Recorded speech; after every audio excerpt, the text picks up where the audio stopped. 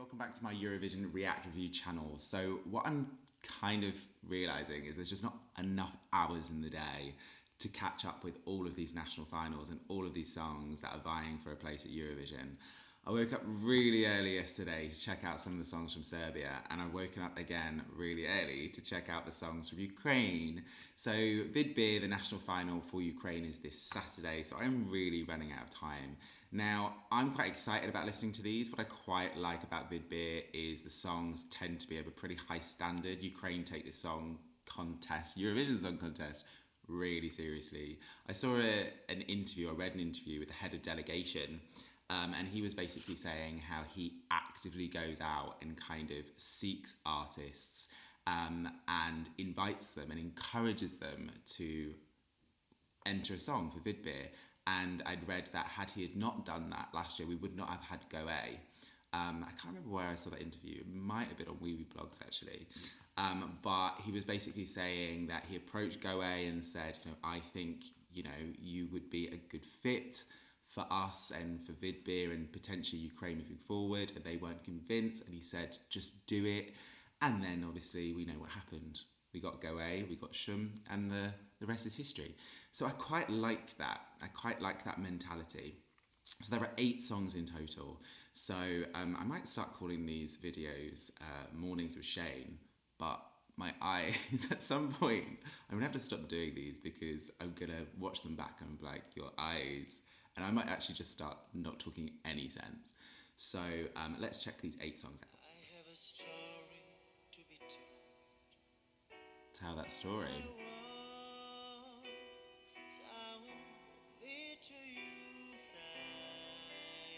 It's quite a nice melody.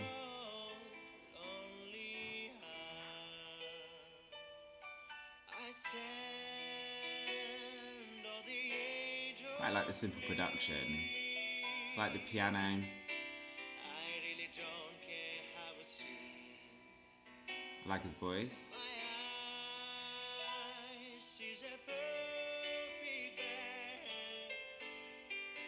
This song could either obviously slay or flop live.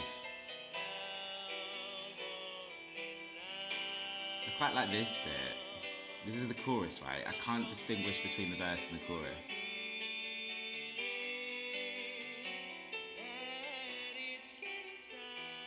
It's quite nice. Oh. This is the chorus.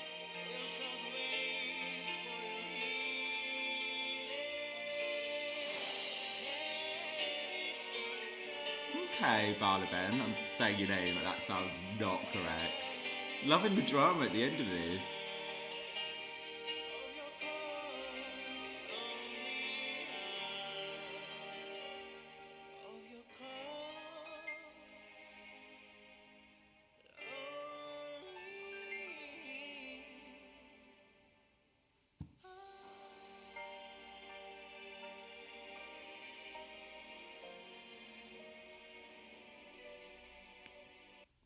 Okay. I mean, it's not rocking any new boundaries, right? But it's a pleasant listen. There's nothing harmful about that. It's quite nice. And actually, I think with ballads, sometimes they can go by the wayside because they can sound so generic. But ultimately, over those 3 minutes, I was quite intrigued. I really liked the dramatic end in that one. That didn't sound as generic as other ballads.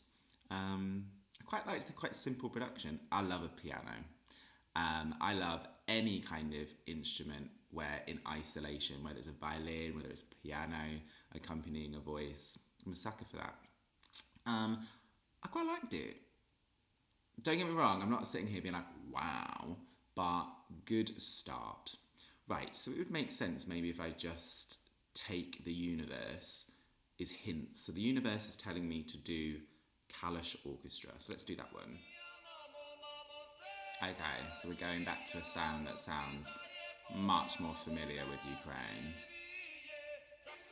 So they're singing to Stefania.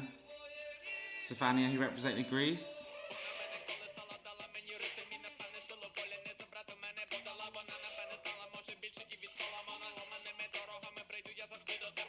Um,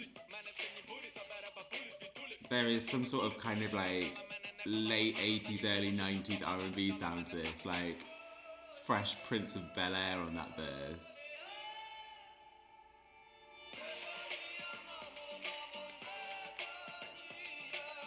This is one of those sounds which maybe I'm stereotyping, but I feel like Ukraine are gonna love this.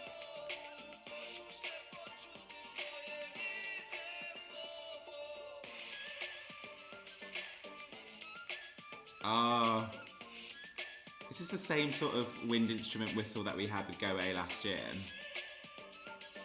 Quite like it. Do you know what? With Go A's success last year, you start thinking to yourself, do you send something like this and give it epic staging and just see it fly? See, where song 1 was kind of borderline generic, this is not, is it? I do think Go A has changed the game a little bit for me in my attitude to some of these national finals. I'm starting to wonder whether send something that's a bit risky. It can flop, or it can go A. So this bit obviously is kind of giving a more traditional vibe, isn't it? The different elements of this song: contemporary, traditional, Fresh Prince of Bel-Air. Got your, I'm not going to say, I'll say Eastern European whistle. That's probably better. I don't know if it particularly pertains to Ukraine. Just wondering whether I could wear any of these outfits to work. Probably not.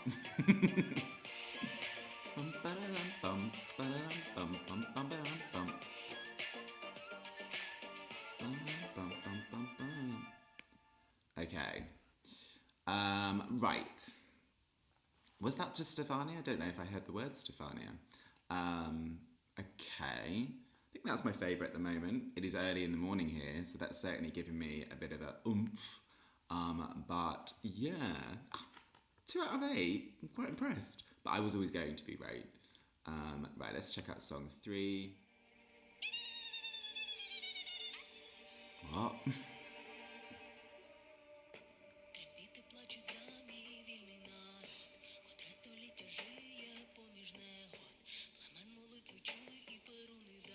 Okay, Alina, Pash.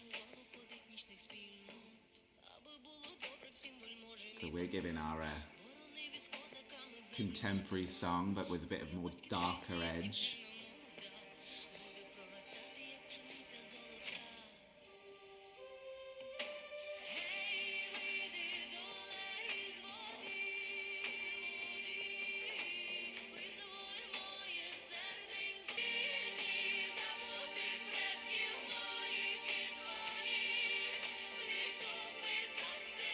I was going to say I wasn't particularly convinced by this song, but this chorus is starting to win me over.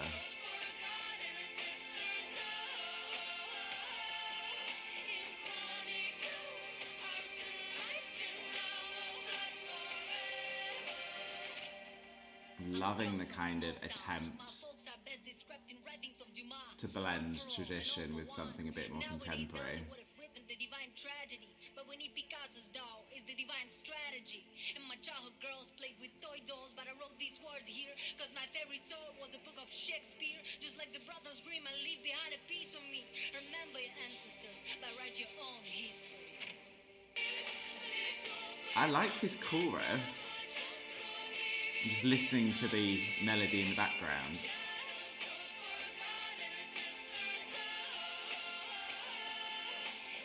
That's that traditional element that I quite like.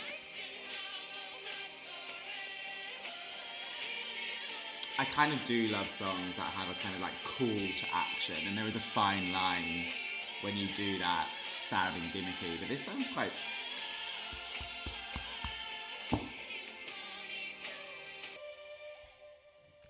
Okay, Alina, Pash. I was not convinced in that first 20 seconds, I'm going to be honest. I was like, I don't think I like this. But then it hit that chorus and I was like, oh, okay, there's something here. I don't love the rap. in the second verse. I'm not a huge fan of rap generally. I don't know why I'm saying rap. It's a disconnect for me. But when those choruses hit, I'm there. I'm with Alina. I quite like that. 3 songs, 8 out of 8, and none of these are bad. And I still think I prefer song 2 at this moment in time. But there is something quite good about this. And I think because it's one of those songs which is calling to action, which I think it's assuming what it's doing, then potentially that passion can then be brought on stage, and therefore as a result, live, I might be like, wow. So let's see. Right, song 4. We're looking like we're going to Michael Saul.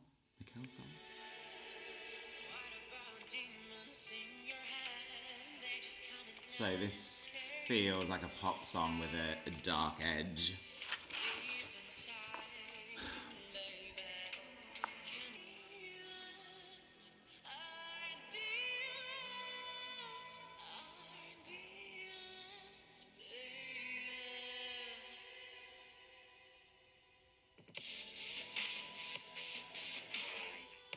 Yeah, if you know anything about me, I am not a fan of replacing a chorus with a beat. Oh. I take that back. This is the chorus. I also am not a big fan of being lulled in and then be given a dubstep beat.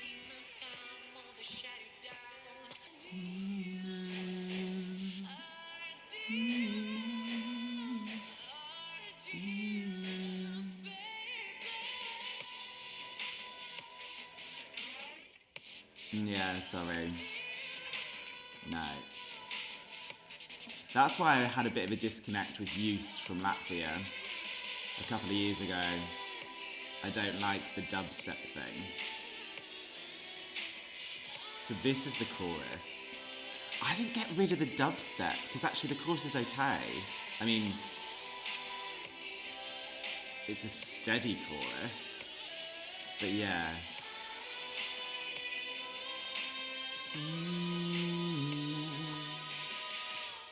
Okie doke. Okay, so I think I was slightly over ambitious this morning, thinking I could listen to 8. That's evidently not happening. So I'm going to have to do 2 videos. I'm going to have to do one now and then one when I get home today. So what did I listen to? I listened to Barleben, Hear My Words, which was fine. It was pleasant. I quite liked the simplicity of the production. And what else did I listen to? Kalush, Orchestra, Stefania, and then Alina, Pash, Shadows of Forgotten Ancestors. That's what the translation is.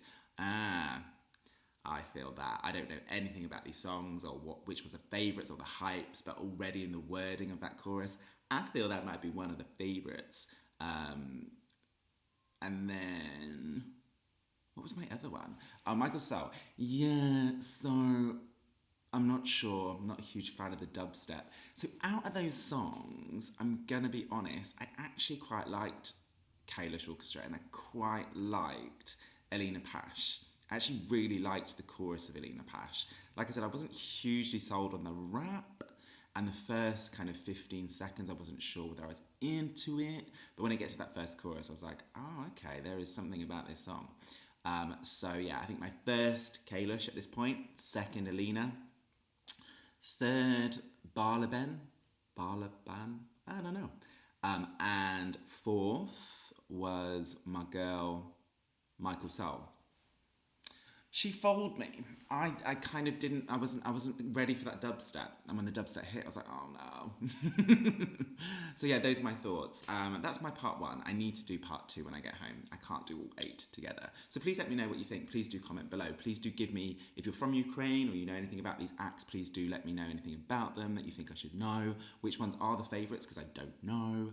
And yeah, if you haven't done so already, please do subscribe to my channel. Please do click the notification button so you're informed if and when I post videos. And yeah, until next time, stay safe.